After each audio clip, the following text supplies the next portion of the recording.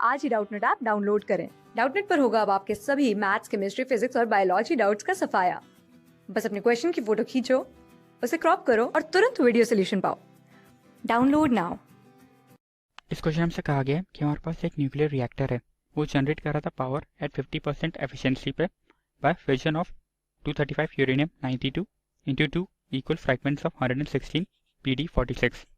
ठीक है, और यहाँ पे एमिशन हो रहा था हमारा 2 गामा रेस का और 5.2 मेगा इलेक्ट्रॉन वोल्ट ईच और 3 न्यूट्रॉन्स का।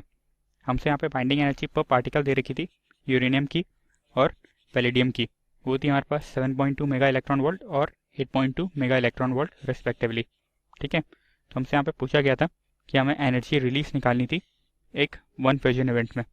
ठीक है, energy release in one fusion event ही हमें निकालना है और हमें एस्टिमेट करना था अमाउंट ऑफ 235 यूरेनियम जो कंज्यूम्ड हो रहा होगा पर आवर, जिसके कारण हम 1600 मेगावाट पावर प्रोड्यूस कर सकें।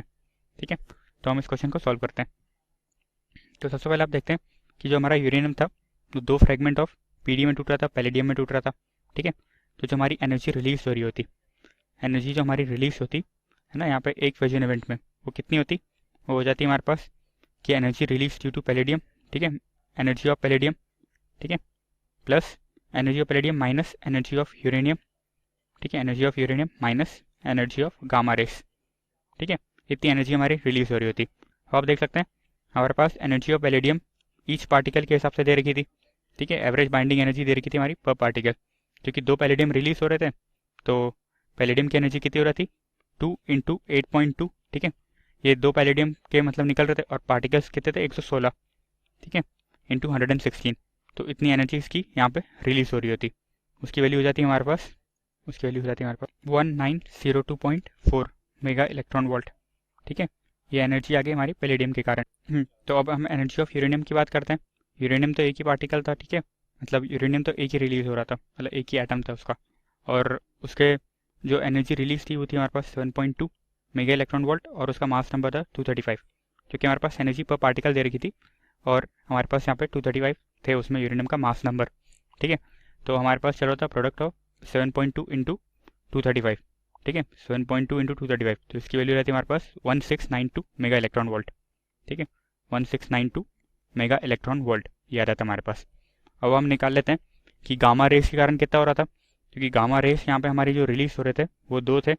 ठीक है, और हर की एनर्जी थी 5.2 मेगा इलेक्ट्रॉन वोल्ट, यानी 2 इंटू 5.2 चल रहा होता। ठीक है, तो इसकी वैल्यू रहती है हमारे पास 10.4 मेगा इलेक्ट्रॉन वोल्ट। ठीक है, 10.4 मेगा इलेक्ट्रॉन वोल्ट। तो हम सबसे अब निकाल लेते हैं कि जो energy release in one fusion event में कितनी हो रही होती। ठीक है, तो एनर्जी रिलीज एक फ्यूजन इवेंट में हमारे पास आ रही थी एनर्जी ऑफ पैलेडियम, ठीक है, 1902.4 minus energy due to uranium 1692। ठीक है, माइनस 10.4 थी हमारे पास एनर्जी ड्यू टू ये गामा पार्टिकल। ठीक है, तो हमारे पास क्या था 1902.4 माइनस था हमारे पास 1692 माइनस 10.4। ठीक है, तो इसकी वैल्यू रहती है हमारे पास 200 मेगा इलेक्ट्रॉन वोल्ट। इतनी एनर्जी रिलीज हो रही थी हमारी पर फ्यूजन। ठीक है, एक फ्यूजन रिएक्शन में इतनी एनर्जी हमारी यहाँ पे रिलीज हो रही होती। अब हमसे पूछा गया था कि कितना अमाउंट यूरेनियम 235 का कंज्यूम होगा ताकि हम प्रोड्यूस कर सके 1600 मेगावाट पावर।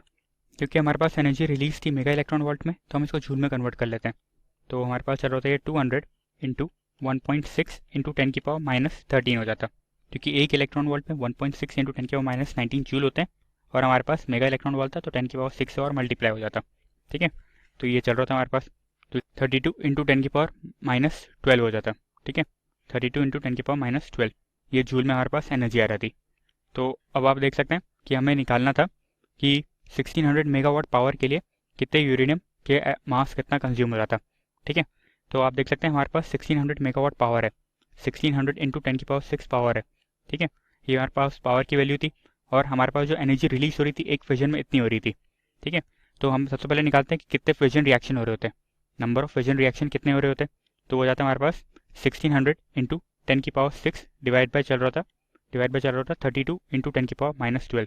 ठीक है, 1600 इंटू 10 की पावर 6 डिवाइड बाय चल रहा था हमारे पास 32 इंटू 10 की पावर माइनस 12।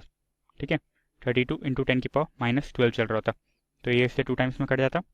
ठीक है, ये 100 था तो ये 50 हो रहा था, तो ये हमारे पास आ रहा था 50 इंटू 10⁻18, ठीक है, 50 इंटू 10⁻18 आया था, यानी 5 इंटू 10⁻19 इतनी हमारी फिजन रिएक्शन होनी चाहिए, ठीक है, क्योंकि एनर्जी रिलीज हमारी एक फिजन में थी और हमें इतनी पावर जनरेट करनी थी, ठीक है। तो हमने सबसे पहले निकाल लिया कि नंबर ऑफ फिजन रिएक्शन कितनी हो रही होती, तो नंबर ऑफ फिजन रिएक्शन हमारे पास इतनी आ गई, ठीक है। तो अब हम यहाँ पे निकालते हैं कि मास ऑफ यूरेनियम एटम, ठीक है, एक का मास कितना हो रहा होता, ठीक है। तो मास ऑफ यूरेनियम एटम होता हमारे पास molar mass divide by Avogadro number के बराबर होता, ठीक है। ये हमारे पास मास ऑफ यूरेनियम एटम हो जाता, एक एटम का कितना मास हो रहा होता, ठीक है। तो हम इसको एवोगाड्रो नंबर से डिवाइड कर देंगे, तो ये मास ऑफ 1 यूरेनियम एटम आ गया, क्योंकि हमें नंबर ऑफ फिजन रिएक्शन इतनी चाहिए थी, तो टोटल मास जो रिक्वायर्ड हो रहा होता उसको 5 इंटू 10⁻19 से मल्टीप्लाई करना पड़ता, ठीक है, क्योंकि इतनी हमारे यहाँ पे फिजन रिएक्शन हो रही थी और हमारा मास ऑफ 1 एटम ये था और इतनी हमें फिजन रिएक्शन चाहिए थी 5 इंटू 10⁻19, ठीक है। तो आप देखेंगे ये आ गया हमारे पास मास, ये हमारे पास मास आ रहा होता, वैल्यू होती है हमारे पास 195.2 इंटू 10⁻⁻4 ग्राम पर सेकेंड में आ रहा था, ठीक है। ये हमारे पास मास आ रहा था ग्राम पर सेकेंड में, क्योंकि जो हमने नंबर ऑफ फिजन निकाला था ये हमारे पास पर सेकंड में और ये हमारा मास ऑफ 1 एटम आता ग्राम में, ठीक है। तो इसकी यूनिट आ गई ग्राम पर सेकंड में आ गई, 195.2 इंटू 10⁻⁻4 ये हमारा आ रहा था ग्राम पर सेकंड में, ठीक है। तो हमारा मास कंज्यूम पर आवर कितना हो जाता, ये चूंकि ये मास कंज्यूम हो रहा था हमारा पर सेकंड में, एक सेकंड में इतना मास कंज्यूम हो रहा था, तो पर आवर में हो रहा था हमारे पास 195.2 इंटू 10⁻⁻4 इंटू 3600, ठीक है, क्योंकि पर आवर मतलब 60 मिनट्स इंटू 60 सेकेंड चल रहा होता, तो हमारे पास ये आ रहा था मास कंज्यूम पर आवर में आ रहा था, ठीक है।